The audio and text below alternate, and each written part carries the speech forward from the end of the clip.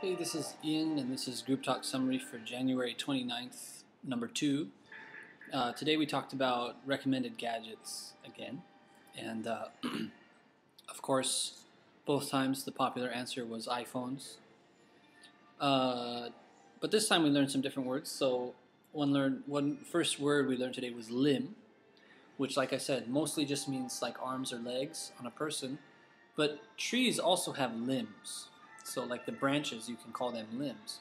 So one example sentence is, many people lost limbs in the Vietnam War. So, they were fighting and they lost their arms. So they lost limbs, legs and arms. But we also have an expression which means, it's called going out on a limb.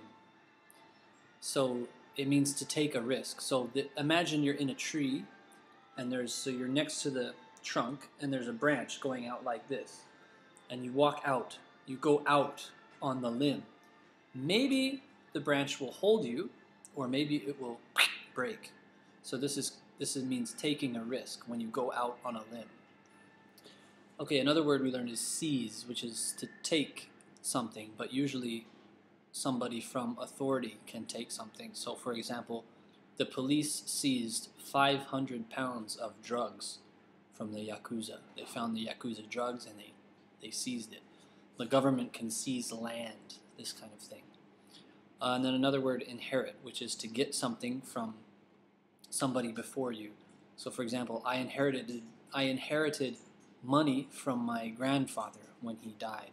Or I inherited green eyes from my father, this kind of thing. Okay, so some mistakes. What country do you want to go? But the answer is, I want to go to England. So in the question it needs to be, what country do you want to go to? And then another mistake, after the company broken up, should be after the company broke up. After the company broke up, simple past. Alright, so besides that, I had a good conversation as always, so thanks for coming, and I'll see you at the next group talk. Bye-bye.